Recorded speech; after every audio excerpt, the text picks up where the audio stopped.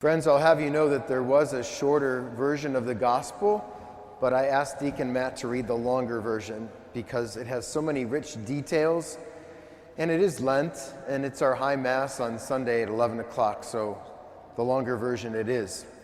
We'll start off here in the first paragraph. Jesus came to a town of Samaria called Sychar, near the plot of land that Jacob had given to his son Joseph, and Jacob's well was there.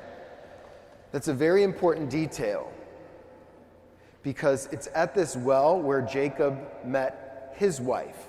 You go back to the book of Genesis and read it, and it's either Noah or Moses met his wife there too.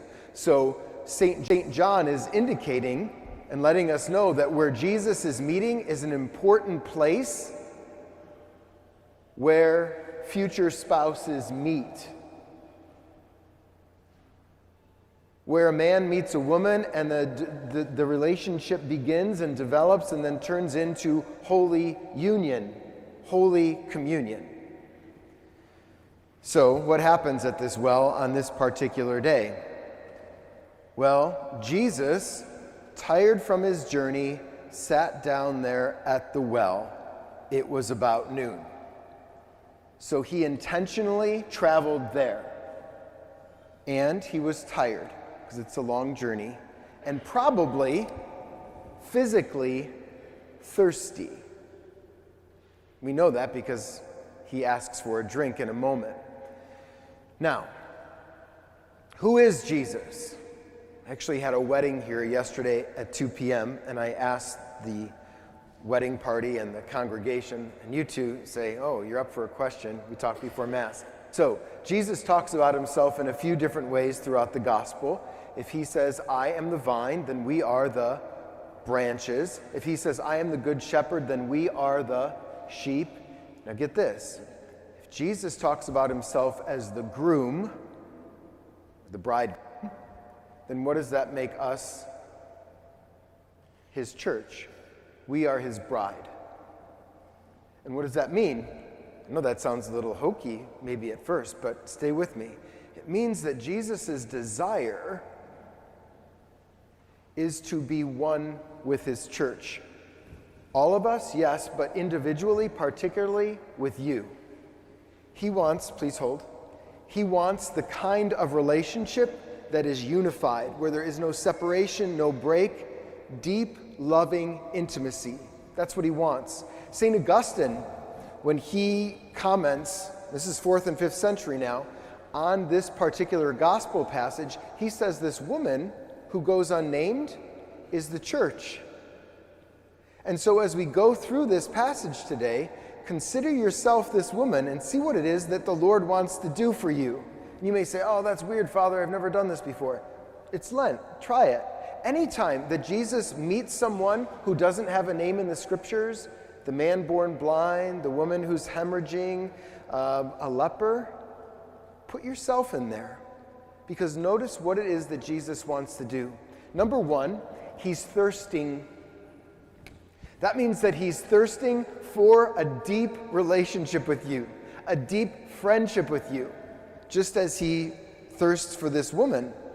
So who is this woman? Our Byzantine brothers and sisters, even though she's not named in here, they call her Saint Fotina, but she doesn't have a name, so for now she'll be you, she'll be me. A woman of Samaria, that's a foreigner, came to draw water, and what time was it? Noon. And who was she with? No one. Most of the women would get their pails or their buckets or their jars, and they'd go together in the morning before the sun came up because noon is the hottest time of the day. So she's isolated from community, and she has to go on her own, and she's going to this well at noon, and what does Jesus say to her? Give me a drink. His disciples had gone into town to buy food, so it's just the two of them alone. And the Samaritan woman said to him, how can you, a Jew, ask me, a Samaritan woman, for a drink? For the Jews use nothing in common with Samaritans. So Jesus is breaking down some walls here. And again, you may say to yourself, and maybe you're already here, you're already a very faithful disciple. If you are, blessed are you, but you probably have friends and family members who are not, and who feel that Jesus wouldn't want anything to do with them because of where they've been or what they've done or what they're currently doing, or that the church has no interest in them. Keep in mind, if this woman is the church, Jesus has interest in all of us. He thirsts for us. The woman said to him, "Sir, you don't even have a bucket, and the cistern is deep. Where can you get this water, this living water?" And she asked him about, "Are you greater than Father Abraham or Father Jacob, who gave us a cistern to drink from himself?"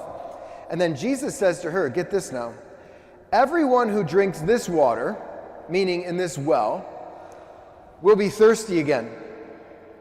But whoever drinks the water I shall give will never thirst. The water I shall give will become in him a spring of water dwelling up to eternal life." In other words, please hold. In other words, we human beings often go to wells that will satisfy our thirst for a moment, or half the day, or maybe a week or a few months.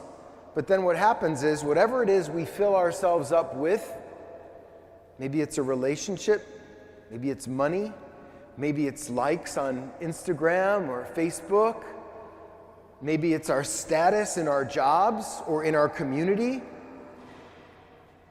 What we find is the more we invest ourselves or drink that water, the more we need to keep going back to that well, and it's never enough. It never satisfies us. We keep wanting more. And so we have to go every day to that same well, and we still have an ache, a longing for something that lasts forever, that is eternal, that will not let us down, that will not disappoint us. Gospel. So, then Jesus reveals a truth about this woman that she has not revealed to him. Why? Because he's God, and he knows your heart, and he knows my heart. And the woman said to him, after he talks about this water that is eternal, "Sir, give me this water that I may not be thirsty or have to keep coming over here." And maybe there's something in your life that you just keep going here thinking it'll fill you up, and it does not. Or maybe this has been the case in your life before. And so what Jesus says to her next is, "Hey, go call your husband and come back." Ooh. Sensitive part. She says, "I do not have a husband." And Jesus answered her, "You're right in saying I do not have a husband, for you have had 5 husbands. And none of them have satisfied her." Why? Because what we're made for as human beings is to be loved perfectly, to be understood perfectly, to be seen, to be known, to be forgiven. We're made for a love that this world itself cannot satisfy. But we go to things in this world thinking, maybe it will this time, and it doesn't. We're like addicts. But what Jesus has to offer, because he is God, is something that will satisfy because it lasts forever. It is his love. So there's 2 ways to read this next line. Jesus says, "For you have had 5 husbands, and the one you have now is not your husband." So either she has 5 husbands and she's with another guy now, which would be number 6, which would make Jesus, who's with her right here, number 7, which is a perfect biblical number, meaning he can complete her love. Or the other way to read this is to say, yes, you're right, you've had 5 husbands, and the one you have now, that's him right in front, is not her husband yet. Because what does Jesus want with her? He thirsts for her love. And he is God. And in the same way, he thirsts for your love, for your heart, for your mind, for everything that you are. He intensely is seeking you out. He longs for you, relationship with you. He's not here to destroy you. He comes to love. And so slowly, she calls him, I could see you're a prophet. And then they have more conversation.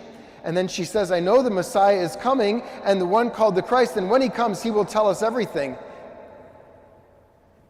And then Jesus said to her, I'm he, the one speaking with you. In other words, everything your heart longs for is here before you.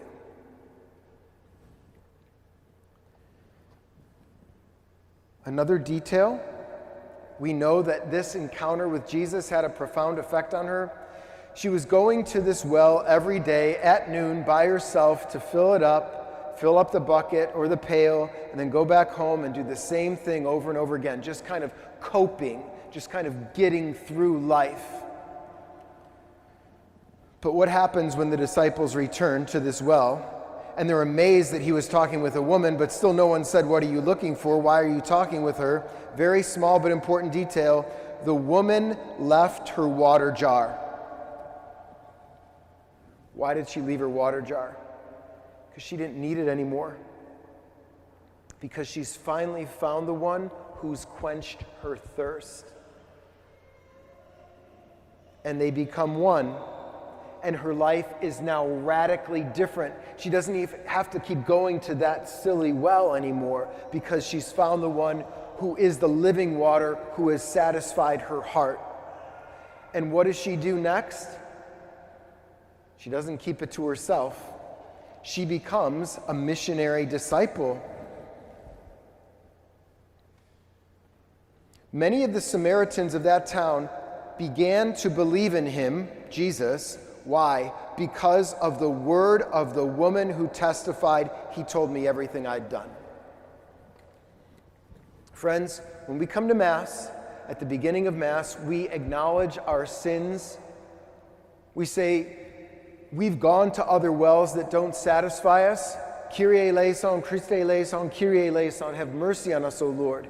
And then we encounter Jesus, the living water, here, who thirsts for you and thirsts for me in his word, in his gospel. And then in a few minutes, he makes himself present, body, blood, soul, divinity, in Holy Eucharist and Holy Communion. And he communes with us. He becomes one with us. This is my body given up for you, my bride. This is my blood poured out for you, my bride. No one has greater love than this, than to do what? Lay down one's life for one's friends. That's the kind of love Jesus has for you. He's willing to die for you. And he has, and he's risen, and he's here. And if you've encountered him, and he's changed your life, and you know what it's like to finally drink of the living water where you don't have to keep going to a well that doesn't satisfy you, and you know what that's like, then guess what? You have to tell other people about it. How? By the way you live. That's why at the end of Mass, the deacon will say, go in peace, glorifying the Lord. How? By your life. Go and announce the gospel of the Lord. If you know who Jesus is and you know that he has given you life and life to the full, don't keep it to yourself. Other people came to know Jesus because of the testimony of the woman at the well. And if we are each the woman at the well, then it's on us to bring other people to Jesus too.